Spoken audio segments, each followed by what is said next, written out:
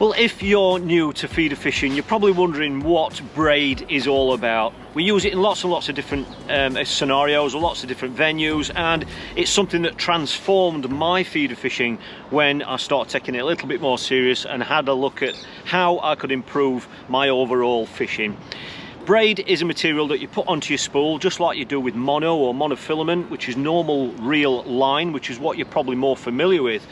But braid has different qualities, and it's those qualities that can enhance your fishing.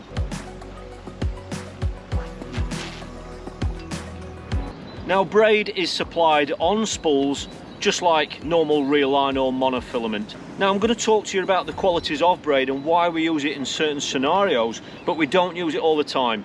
Normal reel line or normal monofilament, which you're probably more than familiar with, is much better when we're fishing on commercial fisheries, and that's because that reel line has actually got stretch built into it, and that enables you to catch bigger fish like carp, just like what we're faced with on lots and lots of today's commercial fisheries. So in those scenarios, if you are targeting carp, if you are targeting bigger fish, we would always use normal reel line monofilament. However, why and when would we switch to braid?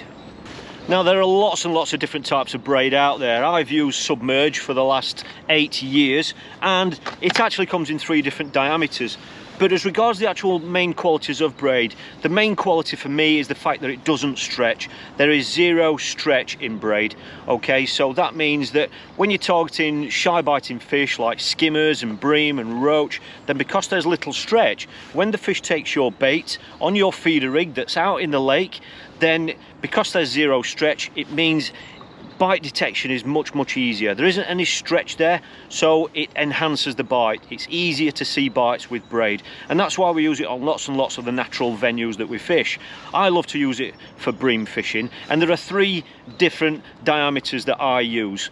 I've been getting asked lots about what sort of diameters I decide to use and why I decide on those diameters, and for me there isn't much difference between them. Depending on the brand that you go for, there are lots of different diameters out there. The main diameter I go for is 0.10, and that's because it's right in the middle of the range. 0.10 for me, it breaks at 13 pounds, so it's very strong, but 0.10 is really quite a low diameter braid, and that helps in so many ways when we're actually fishing.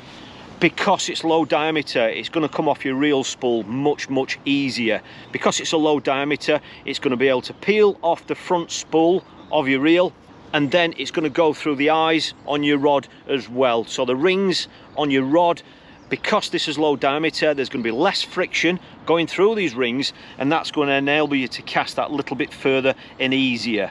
Because it's low diameter, it's going to cut through the wind much better. This session I'm faced with today, the wind is coming from left to right, and because of the low diameter, it's going to cut through the wind much easier, so it's going to make casting much easier.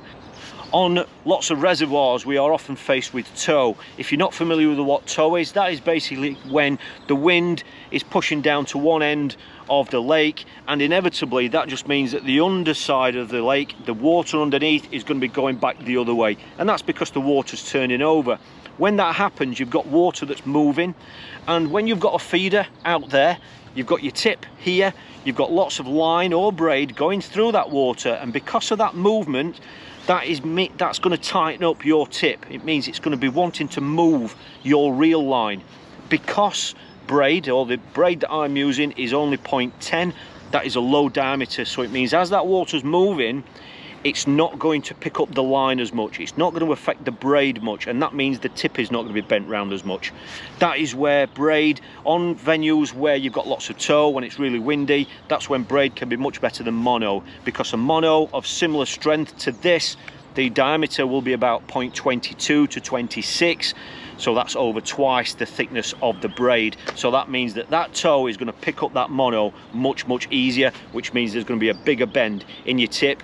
Because there's 0 stretch in braid, you're going to see the bites much easier, and it also means that when you do get a bite, when you pick the rod up to hook the fish, because there isn't any stretch there, you're going to be so much more indirect with the fish. You're going to be able to set the hook, pull the hook in much easier. These are the qualities of why we use braid, and like I said at the beginning, by understanding the qualities of the braid, that is going to help you make an educated decision as to whether it's suited for the scenario that you're faced with. However, there are downsides to fishing with braid. As I said earlier, there is zero stretch with braid, and that means that if you are targeting fast, hard fighting fish, then you probably want to use mono, because all that will result in is in hook pulls, because as the fish is making hard, powerful, fast lunges, it's just going to pull the hook out of the fish's mouth. So if you're after bigger fish, stay away from braid.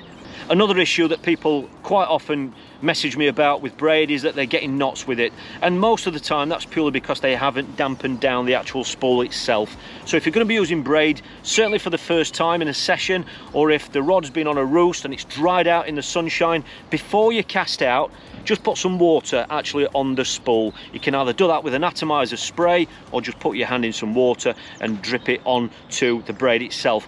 What that will do is it will slow down the actual speed that it actually comes off the spool, because it's such a fine diameter, because it can come off the spool really easy. Sometimes it can come off too quick, and some people struggle with tangles. So all you've got to do to combat that is just make sure it's nice and damp before you actually cast out. Now, one of the issues that people contact me about all the time is the actual price difference between using mono and the cost of braid. Now, I can completely understand that a 150 metre spool like this of mono will cost you about £7.99. However, a 150 metre spool of braid will cost you £19.99. So there's quite a big difference in price. However, what a lot of people don't really understand is that I've been using braid now on my reels for over 4 years. So I've got a £19.99 spool of braid on my spools, and I've got 4 years worth of use out of that, and that will probably last me another 4 years if I look after it. However, with monos, we find that depending on how much fishing you're actually doing and how many times you're actually out using that line, you could be changing that every 6 months. So when you look at that side of it, cost effective wise, for the benefits that you're getting out of switching to braid, the benefits of your bite detection, of being able to cast easier, if you look after the braid, you don't get in knots and things, it could last you easy 8 to 10 years if you look after it. So when you look at it like that, it's not quite so expensive after all. So if you're serious about your feeder fishing, I strongly recommend that if you're fishing the sorts of venues, the sorts of scenarios that I've talked about, then braid can drastically transform your fishing. Well, I really hope you found this video useful if you're just getting into your feeder fishing.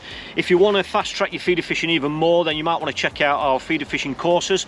I'll put the link underneath below for you, and they are courses where you just work through at your own pace, where you can really fast track your feeder fishing. Well, I hope you found this insight into fishing with braid useful. If you have, please give this video a thumbs up, and don't forget to hit subscribe to see more videos from this channel. Thanks for watching, and I look forward to seeing you next time.